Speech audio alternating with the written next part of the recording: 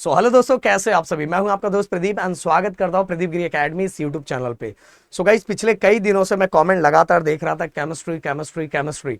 कुछ बच्चों का कमेंट मैंने ये भी देखा कि सर आपने अपने यूट्यूब चैनल पे पूरा का पूरा फिजिक्स बहुत अच्छी तरीके से करवा के रखा है, साथ में मैथ और सीएस के लिए तो आपने दो ऑप्शन बना के रखा है। जिन बच्चों को यूट्यूब से पढ़ना यूट्यूब से पढ़ सकते हैं, जिन बच्चों को बहुत नेक्स्ट लेवल की प्रैक्टिस करना है डायरेक्ट राहुल सर के साथ, तो डायरेक्ट वो हमारे ऐप पे विजिट कर सकता है।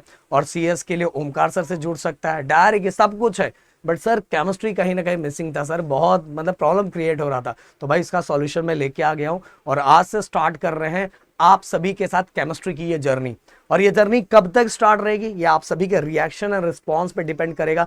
अगर आपका reaction and response next level का मिलेगा तो ये जर्नी भी आपके लिए यादगार होगी और ये भी नेक्स्ट लेवल का होगा। इसलिए मैं चाहूंगा कि जितना लोगों तक पहुंचा सकते हो, जितना लोगों तक बता सकते हो गाइस, उतना हर जगह तक शेयर करो कि जब मैं यूट्यूब एनालिटिकल पे देखूं तो भाई मैं बाकी अपने काम छोड़ के ना आप लोगों के लिए भी टाइम निकालूं। छोड़ के नहीं, वो काम भी तो छोड़ूंगा नहीं मैं, बट उसमें से भी टाइम निकालूं आप लोगों के लिए कि यार बच्चे इतना ज्यादा प्यार दिखा रहे हैं तो प्रदीप क्या कर रहा है बच्चों के लिए भी। तो भाई ये चीज है, इसीलिए क्योंकि ऑलरेडी मैं इतने सारे काम में कर रहा हूँ तो एनर्जी ना कहीं भाई बहुत ज्यादा थकावट हो जाता है। पर आप लोग का जो रिस्पांस है ना, उसके बाद फिर मोटिवेशन आ जाता है काम करने के लिए। ये सब तो आप जानते हो कि अगर आप लोग का रिएक्शन मिलता तो प्रदीप राहुल सर क्या से क्या कर डालते हैं। ये तो आप ऑलरेडी 10th में हमें देख चुके हो। गाइस, सब चीजें आपके ऊपर छोड़ के जा रहा हूँ। आप अगर चाहोगे तो ये जर्नी कंटिन्यू जारी रहेगी। और साथ में गाइस एक चीज और मेरा स्टार्ट करने का प्लान है, फिजिक्स का एमसीक्यू के भी लेक्चर भी स्टार्ट करने का प्लान है। अगर आप लोगों का रिस्पांस मिला तो वो भी चीजें हम लेके आएंगे, जिससे आपकी प्रैक्टिस नेक्स्ट लेवल की हो जाएगी। तो चलो स्टार्ट करते हैं। और गाइस, नए हो तो प्लीज चैनल को सब्सक्राइब जरूर करना। अब बात करते हैं केमिकल बॉन्डिंग। केमिकल बॉन्डिंग अगर इसके अंदर आप देखते हो तो केमिकल बॉन्डिंग टोटल 9 मार्क्स का है। और इसके बारे में थोड़ा बताना चाहो तो इसके अंदर कुछ बेसिक चीजें हैं जो आपने 8th स्टैंडर्ड से भी पढ़ा है, 9th में भी पढ़ा है और 10th में भी थोड़ा बहुत पढ़ा है। और कुछ चीजें इसके अंदर अभी तो आप 11th 12th में तो नहीं रहे हो, आप तो फर्स्ट ईयर डिप्लोमा में हो, बट इसके अंदर कुछ चीजें 11th और 12th की भी है। तो गाइस इतना इतना ज्यादा डेंजर कुछ भी नहीं है। अगर रेगुलर पढ़ोगे तो अपने सेमेस्टर एग्जाम में इन चीजों को फोड़ के आओगे बहुत अच्छी तरीके से। तो चलो स्टार्ट करते हैं। सबसे पहली बात होगा इस एटोमिसिटी क्या होता है। एटोमिसिटी जो हमारे मॉलिक्यूल्स के अंदर कितने नंबर ऑफ एटम प्रेजेंट है, कितने नंबर ऑफ एटम प्रेजेंट है, उसको हम एटोमिसिटी कहते हैं। पहला मोनोएटमिक जिसके अंदर सिंगल एटम होता है, फिर डायटोमिक जिसके अंदर मॉलिक्यूल्स के अंदर डबल एटम होता है, ट्रायटोमिक जिसके अंदर मॉलिक्यूल्स के अंदर 3 एटम होता है। एक चीज जरूर मैं देखना चाहूंगा कि कितने लोग बहुत प्यार से और बहुत मतलब उनके अंदर है कि भाई केमिस्ट्री में फोड़ना है। तो मैं चाहूंगा कि तीनों का एग्जाम्पल कमेंट बॉक्स में कौन लिखता है। और बहुत सिंपल है, ये आपने 9th स्टैंडर्ड में पढ़ा था, मोनोएटमिक, डायटोमिक एंड ट्रायटोमिक। तो तीनों के एक एक एग्जाम्पल कमेंट बॉक्स में भरना जरूर।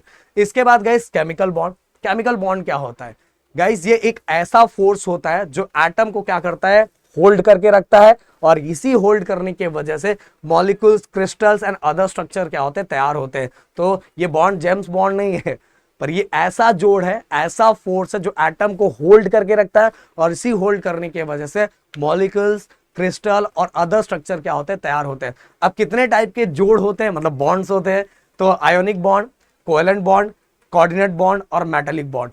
आयोनिक बॉन्ड गाइस इसको इलेक्ट्रोवैलेंट बॉन्ड भी बोला जाता है। आयोनिक बॉन्ड और कोवेलेंट बॉन्ड ऑलरेडी आपने सुना हुआ है। Ionic bond NaCl। Covalent bond guys आपने हाइड्रोकार्बन ये टॉपिक के अंदर कोवेलेंट बॉन्ड सुना होगा, 9th में भी सुना था और 10th स्टैंडर्ड के अंदर सुना था। तो सबसे पहले क्योंकि आज स्टार्टिंग है इसलिए हम आयोनिक बॉन्ड की बातें करने वाले हैं, तो चलो इसकी बातें स्टार्ट करते हैं। सबसे पहले आयोनिक और इलेक्ट्रोवैलेंट बॉन्ड ये क्या होता है, ये समझाने से पहले आपके प्रदीप सर आपको एग्जाम्पल लेके चीजें बताएंगे जरूर। ओके, तो मैं यहाँ थोड़ा इसको चेंज कर लेता हूँ।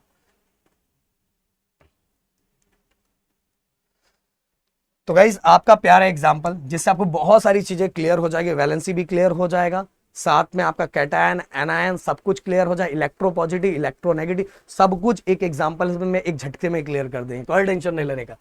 Na atomic number of sodium is 11 and Cl मतलब chlorine, atomic number of chlorine is 17।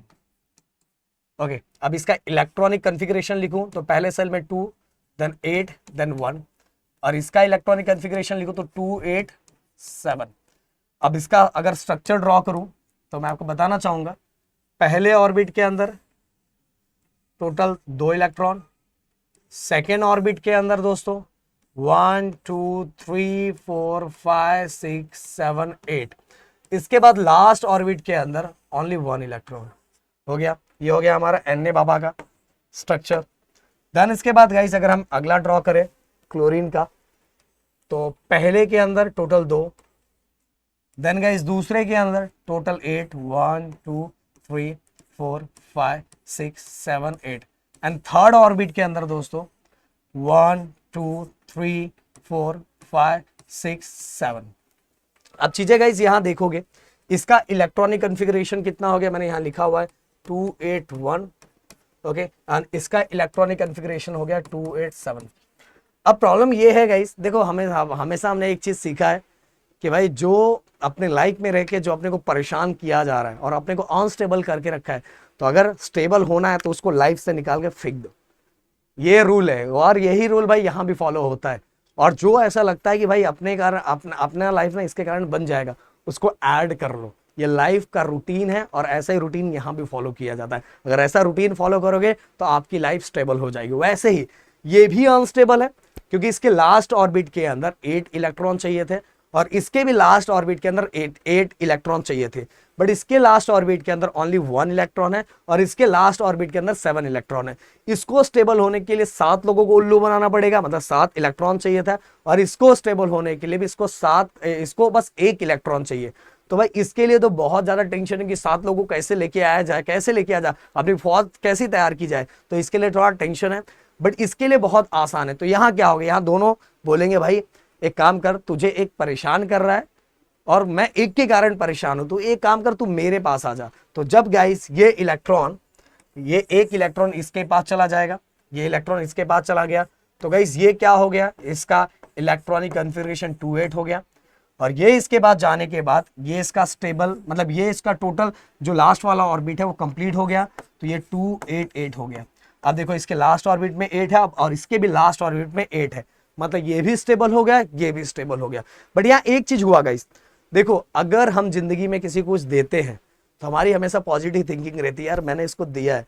और जो लेता है बंदा, भले वो आपके सामने दांत दिखा रहा है, पर उसके दिमाग में हमेशा रहते हैं यार मैंने उससे उधारी लिया, यार उससे लिया, मतलब उसके दिमाग में नेगेटिव थिंकिंग रहती है। तो मतलब जो देता है वो हमेशा पॉजिटिव रहता है और जो लेता है वो हमेशा नेगेटिव रहता है। तो मतलब समझाना क्या चाहते हो सर? समझाना मैं ये चाहता हूं कि यहाँ सोडियम ने अपने 1 इलेक्ट्रॉन को लूज किया है, तो it become electro positive, and इसने यहाँ एक गेन किया हुआ है, तो it become electro negative. Okay, तो ये लूज कर रहा है इसलिए इस पे प्लस साइन हो गया, और ये गेन कर रहा है इसलिए इस पे माइनस साइन हो गया।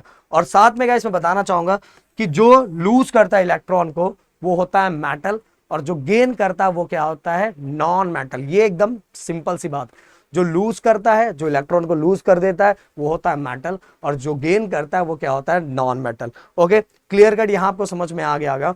और साथ में गाइस ये देखो Na प्लस और Cl माइनस, अब प्लस माइनस आ गया, आयन आ गया कि नहीं, इसके अंदर आयन आ गया प्लस और माइनस, और ये जब प्लस और माइनस एक दूसरे से फॉर्म, मतलब दोनों साथ एक साथ आके क्या बनाते हैं, NaCl एक कंपाउंड बनाते हैं, सोडियम क्लोराइड। और ये जो कंपाउंड बन रहा है ये बिकॉज ऑफ आयन की वजह से बन रहा है।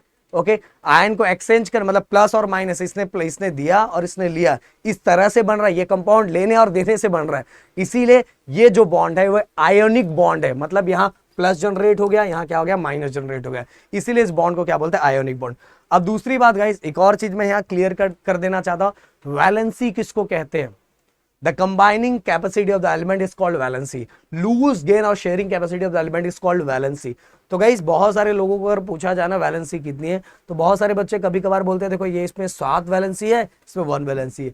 अरे भाई ऐसा थोड़ी होता है, याद रखो जो जितना ले रहा है या जितना दे रहा है या जितना शेयर कर रहा है, ओके, वो उसकी वैलेंसी है। तो ये कितना लूज कर रहा है, ओनली 1 लूज कर रहा है, तो सोडियम की वैलेंसी भी 1 है। ये कितना गेन कर रहा है, ओनली 1 गेन कर रहा है, तो इसकी वैलेंसी कितनी, 1 है। समझ भाई, इसकी वैलेंसी 1 है और इसकी वैलेंसी कितनी है, 1 है, अगर आपसे कोई पूछे तो। गाइस ये पूरी चीजें मैंने बता दी।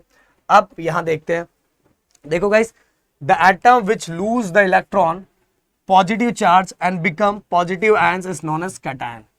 ओके, तो आयनिक बॉन्ड के अंदर जो इलेक्ट्रॉन को लूज करता है और लूज करने के बाद उसके ऊपर प्लस साइन आ जाता है, और उसी को हम क्या बोलते हैं, कैटायन बोलते हैं। अब जस्ट इसका उल्टा, the other atom which gain electron, और उसके ऊपर नेगेटिव चार्ज आ जाता है और वो क्या बन जाता है, हमारा नेगेटिव। ओके, नेगेटिव आयन बन जाता है, इसको क्या बोलते हैं, एनायन बोलते हैं। ओके, एनायन बोलते हैं। और याद रखो गाइस, ये पूरे कॉन्सेप्ट के अंदर आयोनिक बॉन्ड के अंदर स्टेबल करने का प्रोसेस ही रहता है। अपने को स्टेबल करने के लिए अगर किसी केस के अंदर इलेक्ट्रॉन को लूज किया जाता है और किसी केस के अंदर इलेक्ट्रॉन को क्या किया जाता है, गेन किया जाता है। और ये जो लूज और गेन करने का देखो प्लस और माइनस, और उसके थ्रू अगर जो कंपाउंड बनता है वो आयोनिक कंपाउंड भी होता है। कौन सा कंपाउंड? Ionic compound. जो सबसे प्यारा एग्जांपल NaCl। सो गाइस ये हो गया। अब इसके अगले लेक्चर के अंदर हम इसकी प्रॉपर्टी भी देखेंगे और साथ में कोवेलेंट बॉन्ड भी देखेंगे। कोवेलेंट बॉन्ड के बारे में थोड़ा सा हिंट मैं आप लोगों को जरूर देना चाहता हूं कि जिसके अंदर क्या होता है कि इलेक्ट्रॉन क्या करता है भाई, जैसे अभी कार्बन का चलो मैं थोड़ा सा बता ही देता हूं, फिर इसके और बाकी हम लोग लाइन वाइज अगले लेक्चर में देखेंगे। पहले में 2 एंड दूसरे में 4, 1 2 3 4, मतलब कुल मिला के इसका इलेक्ट्रॉनिक कॉन्फ़िगरेशन 2 और 4। एंड एटॉमिक नंबर कितना होता है अपना कार्बन का 6 होता है। एटॉमिक नंबर कार्बन का 6 होता है। अब देखो ये ऐसा केस है ना, ये मिडल केस है। कितना चाहिए स्टेबल होने के लिए? 8 चाहिए, बट इसके पास 4 है। अगर 4 से कम होता है, यार ध्यान से सुना, 4 से कम होता तो ये क्या करता, इलेक्ट्रॉन को लूज कर देता। और अगर 4 से ज्यादा होता तो इलेक्ट्रॉन को गेन कर लेता। बट ये ऐसा कंडीशन है कि 4 है तो बस समझ लो मोर बन गया है, मतलब 4 है गाइस, तो ये ना तो लूज कर सकता है ना तो गेन कर सकता है। इस केस के अंदर ये क्या करता है, शेयरिंग करना स्टार्ट करता है। ऐसे लोगों को ढूंढता है कि भाई तेरा भी काम हो जाए, मेरा भी काम हो जाए और मिलके हम स्टेबल हो जाए। और इस केस के अंदर जैसे हाइड्रोकार्बन के अंदर आपने पढ़ा था, अब ये 4 हाइड्रोजन को जोड़ेगा और हाइड्रोजन तो भाई इतना गरीब है कि उसका पहला ऑर्बिट ही कंप्लीट नहीं है। पहले ऑर्बिट को कंप्लीट होने के लिए कितने इलेक्ट्रॉन चाहिए रहते हैं? 2 इलेक्ट्रॉन चाहिए रहते हैं। पर हाइड्रोजन इस लेवल का गरीब इंसान है भाई कि उसका पहला ही ऑर्बिट कंप्लीट नहीं है। तो इसीलिए वो जब इसके पास आता है, जैसे इसका 1 इलेक्ट्रॉन और 1 इलेक्ट्रॉन एक हाइड्रोजन है तो इसके पास आएगा, तो देखो ये हाइड्रोजन स्टेबल हो गया, क्योंकि एक ऑर्बिट, पहले ऑर्बिट के अंदर कितने इलेक्ट्रॉन चाहिए स्टेबल होने के लिए? 2, तो 1 और 2, तो ये भी होगा। बट अभी इसके पास कितने टोटल हो गए? 1 2 3 4 5, बट ये स्टेबल नहीं हुआ। ये एक हाइड्रोजन स्टेबल हो गया, फिर एक हाइड्रोजन और आएगा। मार्केट में शोर फैल जाएगा कि भाई आ जाओ, कार्बन शेयरिंग कर रहा है, आ जाओ स्टेबल हो जाओगे। तो एक हाइड्रोजन और दौड़ के आएगा, तो देखो ये भी स्टेबल हो गया, ये स्टेबल हो गया हाइड्रोजन, ये हाइड्रोजन स्टेबल हो गया। बट अभी तक कार्बन स्टेबल नहीं हुआ, क्योंकि अभी अब तक इसका कितना हुआ है? 1 2 3 4 5 6। अब एक और आ जाएगा। मार्केट में बात फैल रही है ना, कार्बन बांट रहा है, आ जाओ तो शेयरिंग हो रहा है। अब ये हाइड्रोजन भी हो गया, फिर एक और आएगा तो ये भी क्या हो जाएगा, इसके साथ शेयरिंग करेगा। दोनों एक इलेक्ट्रॉन एक दूसरे को शेयर करेंगे, मतलब शेयरिंग। अब देखो कितने हो गए टोटल, कार्बन और 4 हाइड्रोजन। इसका नाम 10th स्टैंडर्ड के अंदर आपने पढ़ा था गाइस, प्लीज कमेंट बॉक्स में मुझे लिख के बताना। तो ये जो बॉन्ड है ये हमारा कोवेलेंट बॉन्ड है। इसकी प्रॉपर्टी, दोनों की प्रॉपर्टी हम नेक्स्ट लेक्चर में पढ़ेंगे। और मुझे जरूर बताना आपका रिएक्शन और रिस्पॉन्स, जिससे हम ये जर्नी चालू रखेंगे। राहुल सर थोड़ा कुछ बोलना चाहते हो 1 मिनट के अंदर? डिप्लोमा वाले आप सभी लोगों को बोलना चाहता हूँ कि भाई बस इस वीडियो पे प्यार मोहब्बत जितना दिखा सकते हो। प्यार मोहब्बत का मतलब यहाँ पे होता है लाइक और कमेंट और शेयर से, तो हमारे अंदर और मोटिवेशन आया। सोचो प्रदीप सर इतना काम कर रहे हैं आपके लिए, केमिस्ट्री का भी काम कर रहे हैं, तो इस चीज की तो तारीफ बननी चाहिए यार कमेंट में। ओके तो मुझे ये भी देखना है कि यहाँ तक कौन राहुल सर की बात सुना है और रुका हुआ है। तो चलो मिलते हैं नेक्स्ट लेक्चर में। आपके रिस्पॉन्स पे नेक्स्ट लेक्चर भी जल्दी आएगा। Thank you so much guys, जय हिंद दोस्तों।